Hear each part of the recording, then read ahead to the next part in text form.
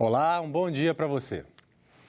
Empresas que participam de licitação em obras públicas podem ter que reservar vagas para a contratação de pessoas em situação de rua. É o que prevê um projeto aprovado na Comissão de Assuntos Sociais do Senado e que segue para a Comissão de Constituição e Justiça. Acompanhe na reportagem de Soraya Mendanha. Rogério Soares, conhecido como Barba, foi abandonado pela mãe assim que nasceu. Ele viveu nas ruas por 30 anos e conta as dificuldades enfrentadas. Fiquei 8 meses sem tomar banho, eu estava tomando 1 litro de álcool de poço por dia. Eu comia comida do lixo como um animal come, normal, para mim era normal aquilo. Com o objetivo de reintegrar gente como o Barba na sociedade, um projeto em tramitação no Senado prevê para as empresas que participam de licitações de obras públicas a reserva de vagas para contratação de pessoas em situação de rua. Esse sim, estão à margem de qualquer possibilidade de inclusão. Menosprezadas, fracassadas e desumanizadas.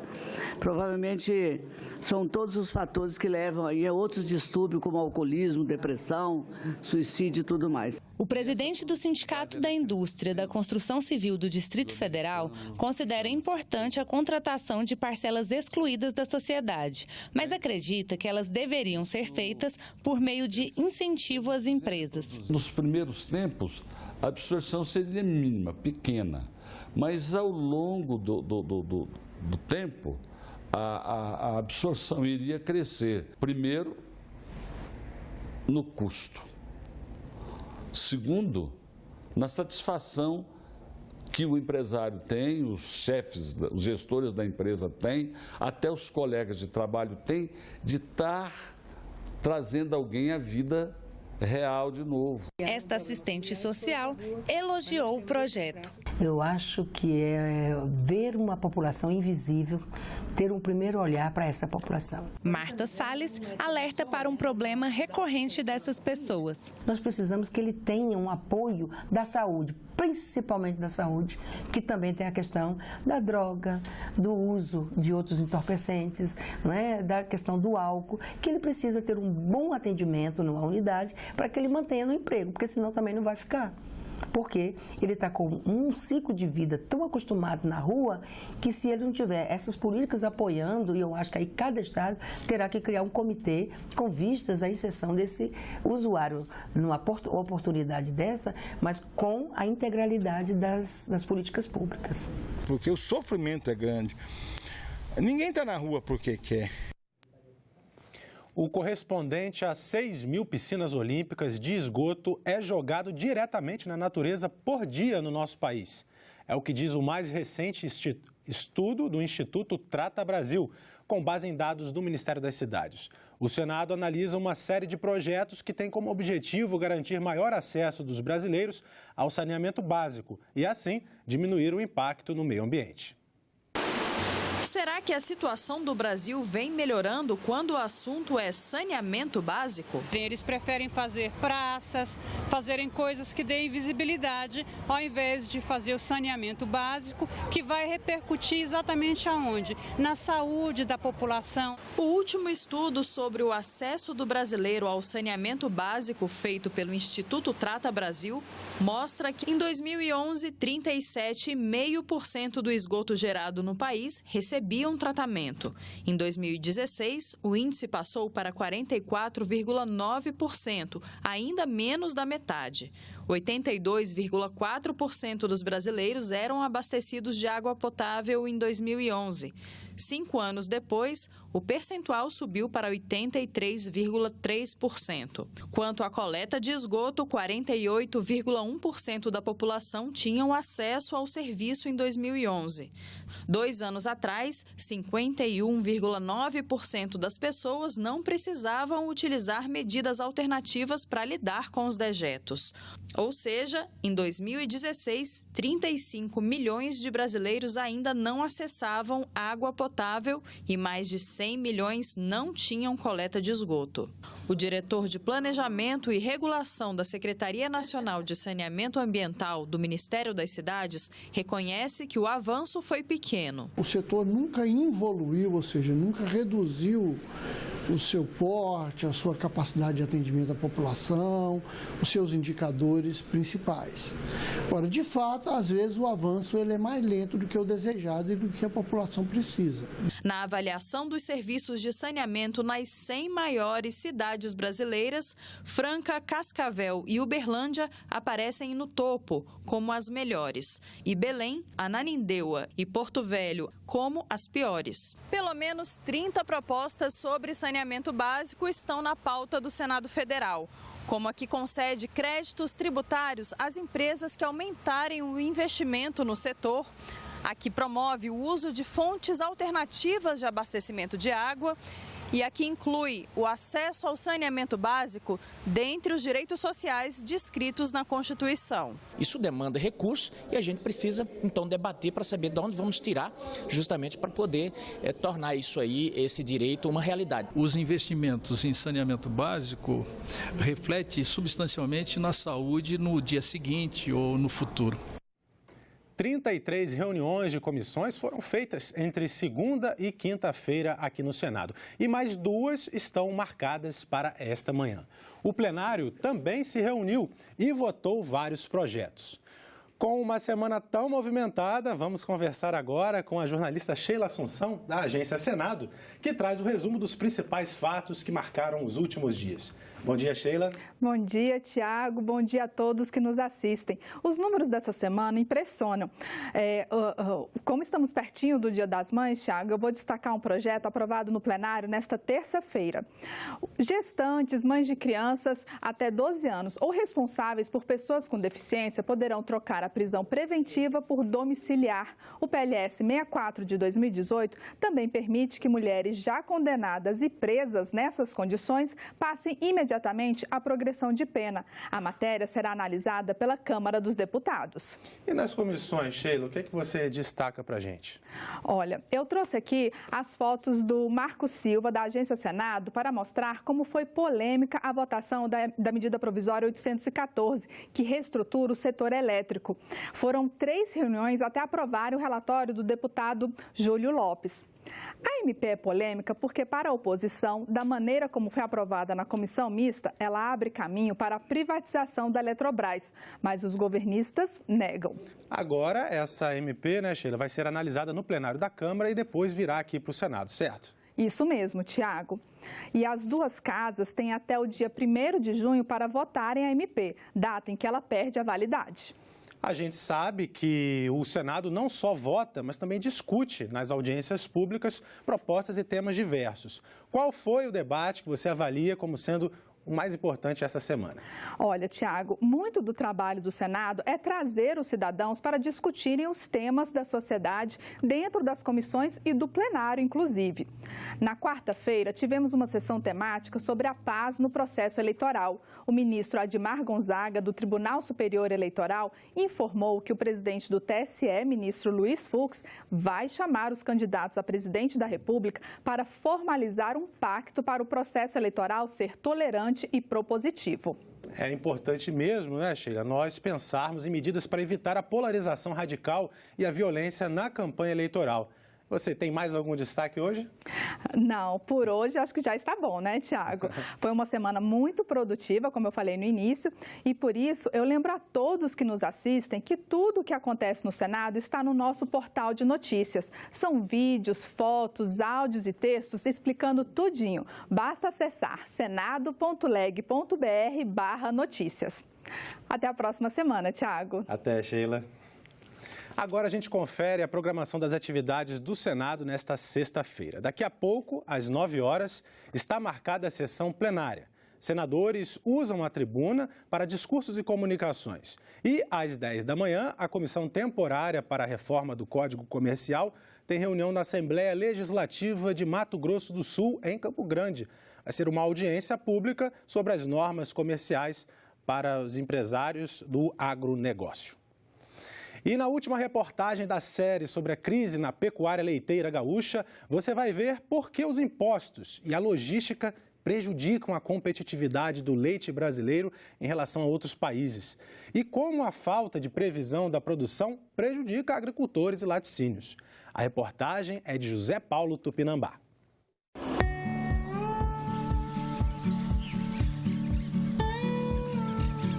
Durante 5 dias, a equipe da TV Senado viajou pelo interior do Rio Grande do Sul para fazer um retrato da crise pecuária leiteira no estado. A partir de Passo Fundo, percorremos de carro quase 1.000 quilômetros entre os municípios de Marau, Vila Maria, Casca, Cruz Alta e Não Me Toque. Estivemos em vários laticínios e propriedades rurais e entrevistamos autoridades, empresários e agricultores. O resultado você vê nessa série de reportagens.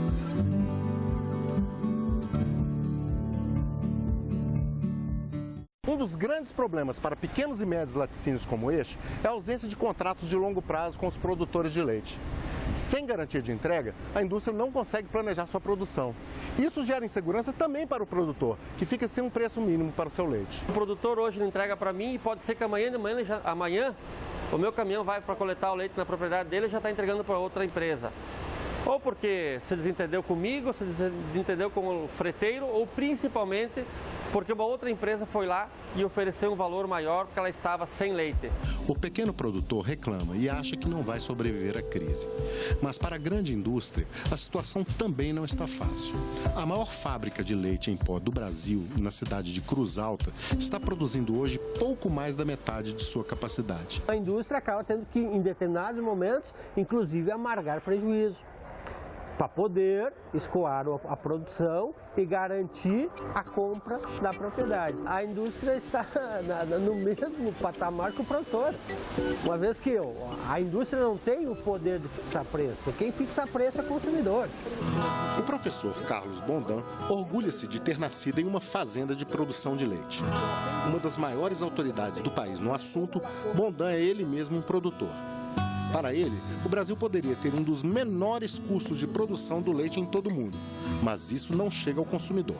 O problema são os impostos.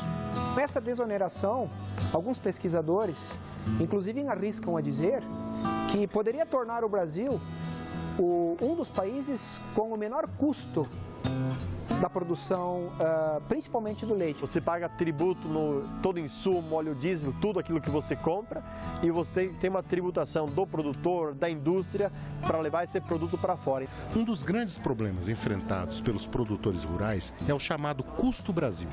Produzir no país é mais caro, impostos mais altos, estradas ruins, mão de obra deficiente e muita burocracia. O Brasil é um dos poucos países que tem inspeção municipal, estadual e federal. Tenta há vários anos, com o governo federal e estadual,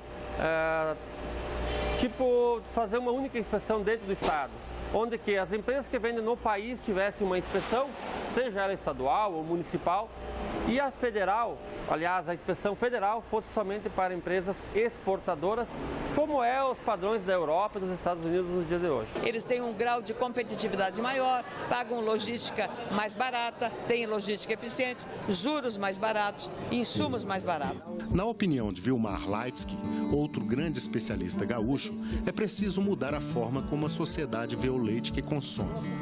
O custo do alimento não pode refletir apenas o valor de mercado. Ele tem que ser visto como uma forma de garantir uma vida melhor e mais segura para quem produz. Nosso consumidor, se ele entender a importância do leite, se ele entender que ele não está só tomando leite, que esse leite tem toda uma cadeia por trás, e de que esse leite vem lá do meio rural, que tem uma família por trás dessa atividade, e que essa família não está ganhando só dinheiro, que ela está vivendo, e muitas vezes vivendo muito bem, preservando, por exemplo, o ambiente, tem uma conotação diferente ao olhar para o copo de leite. Mas, acima de tudo, é a vontade, a determinação do produtor que continua a colocar na mesa do brasileiro um copo de leite, seja que preço for. Como diz Tassiano Pellegrini, aquele genro que caiu do céu na chácara do seu Leonir, lembra? Quem está já nesse ramo não tem como desistir por causa de uma fase, né? Desistir, não vamos desistir.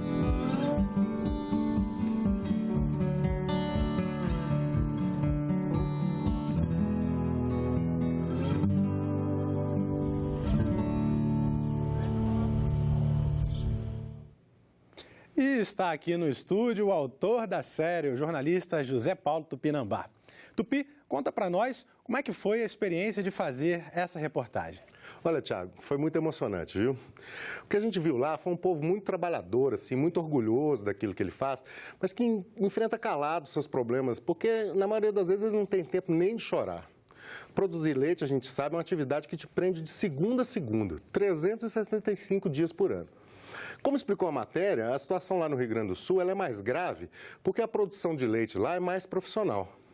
Basta dizer que a produtividade lá é o dobro da média nacional e que quase todo o leite lá é produzido, vai para a indústria. E Tupi, o leite importado é mesmo o grande vilão? Olha, Thiago, ele é um componente importante, mas, igual falou o especialista lá da Emater, o Vilmar Leitzke, o problema maior é a crise econômica mesmo. O povo para de comprar leite, tudo estoca na prateleira do supermercado e o preço cai com o excesso da oferta e a diminuição da demanda. A velha lei do mercado, né, funcionando. E o mercado é cíclico. A matéria mostrou o que aconteceu nos 2 últimos anos, mas a última notícia é que o preço do leite está subindo. E com esse aumento, está se cumprindo a profecia do Carlos Joel, da Federação dos Trabalhadores da Agricultura. O leite importado está voltando com força no mercado. E a notícia dessa semana é que a importação já subiu 40% esse ano. E de tudo que você viu por lá, o que foi que mais te marcou? Olha, a tristeza do Zé Dengaten lá, que largou a produção, vendeu suas vaquinhas todas depois de 38 anos, ela é bem emblemática, né? Eu acho que deve ser realmente muito triste você largar uma atividade depois de tanto tempo. Ainda mais porque seus próprios filhos é que não querem continuar na atividade que, bem ou mal, ajudou bastante na criação deles, né? Mas eu acho que ver o Edevaldo Lago, aquele outro produtor, dizer que o preço do leite não paga mais o veterinário, que é melhor eliminar a vaca doente que não responde ao remédio, chega quase a doer, não é mesmo? Com certeza, Tupi. Agora, eu gostei da roupa que você usou para fazer a reportagem. Ela, inclusive, bem apropriada para o meio rural. Foi só para essa reportagem? Essa história é engraçada, Thiago. Quando eu fui gravar a primeira passagem, bom, só explicando aí para o pessoal de casa, passagem é quando o repórter aparece no vídeo falando alguma coisa. Pois é, quando eu fui gravar a primeira passagem, o calor era tanto que minha camisa estava ensopada. Aliás, era essa camisa aqui mesmo que eu estava usando. Estava ensopada. O Tony Brown, que é o nosso cinegrafista, ele não queria chocar o nosso telespectador com tanto suor, né? Ele pegou até uns papéis para eu tentar secar a camisa, mas não adiantou. Aí o Clemilson Costa, que também é cinegrafista, mas que na viagem estava trabalhando como auxiliar, ele me emprestou o colete dele. E eu fui com ele até o final, né? Deu para ver que ele estava um pouco grandinho, né? Aliás, eu quero aqui aproveitar para agradecer não só o Clemilson e o Tony, mas toda a equipe da TV Senado, que ajudou bastante na realização desse trabalho, e também o pessoal lá do Rio Grande do Sul, que foi muito bacana com a gente. Tá certo, Tupi. A história realmente é muito boa, a reportagem ficou excelente, acho que os telespectadores gostaram muito. Então, até a próxima. Você é um cara sempre bem-vindo aqui no nosso jornal. Ô, Thiago, muito obrigado. Muito bom participar aqui. Sempre precisar, pode chamar que nós estaremos aí também. Tá certo. A nova edição do Parlamento Brasil estreia logo mais às 8 da noite. E quem traz mais informações é o Hermes Coelho, apresentador do programa. Olá, nós paramos um pouco as gravações do Parlamento Brasil para mostrar para você os destaques do programa que estreia logo mais às 8 da noite. Uma das reportagens destaca, por exemplo, os esforços da Câmara dos Deputados para regulamentar a economia colaborativa. O encontro de uma pessoa que busca um produto ou serviço e alguém que tem a solução. Essa é a ideia central da economia colaborativa e as plataformas digitais facilitaram tudo isso. Uma delas, por exemplo, ajuda donos de animais de estimação a encontrarem alguém para cuidar temporariamente do seu pet. Em uma reportagem especial da TV Senado, você vai conhecer o conceito de pegada hídrica e saber tudo o que está sendo feito para evitar o desperdício de água doce no país. A senhora sabe o que é pegada hídrica? Pegada hídrica? Não faço ideia. Eu não tenho nem ideia, não. Teria que ver o que é que significa primeiro, né? Bom, hídrica tem a ver com água, agora pegada não sei o que seria, não. Deve ser alguma coisa relacionada ao consumo consciente de água. Pegada hídrica é o volume de água doce necessário para a produção de determinado bem. Além disso, você vai conhecer a guavira, a fruta símbolo do Mato Grosso do Sul e que já fez sucesso até na Europa. Fui convidado para mim na Itália, representando o nosso Brasil, com a nossa guavira, com a nossa bocaiúva com o nosso bacuri. Eu fui representando o Brasil num projeto chamado Slow Food, né? Aí quando chegaram, falaram para mim trabalhar com fruto do cerrado, eu falei, nossa, eu tenho que levar minha guavira, né? Aí ele cheguei lá, fez maior sucesso na Itália, em Roma, em Chieri, Piceto lá, né? Maravilhoso, todo mundo amou a guavira lá, rapadura e natura também. E no quadro Vitrine você vai passear pela Orla Conde, um lugar cheio de belezas arquitetônicas do Rio de Janeiro. Às margens da Baía de Guanabara, a Orla Conde ocupa um trecho de 3,5 km e liga dois espaços do centro do Rio que não faziam parte de muitos roteiros turísticos antes da revitalização. Não perca o Parlamento Brasil aqui na TV Senado. E nós ficamos por aqui. Você pode rever as reportagens desta edição na nossa página na internet, senado.leg.br/tv. A seguir, o programa Argumento. O convidado de hoje é o senador João Capiberibe. Ele conversa com a jornalista Tânia Horman sobre o Sistema Único de Segurança Pública. Obrigado pela sua companhia e continue sintonizado aqui na TV Senado.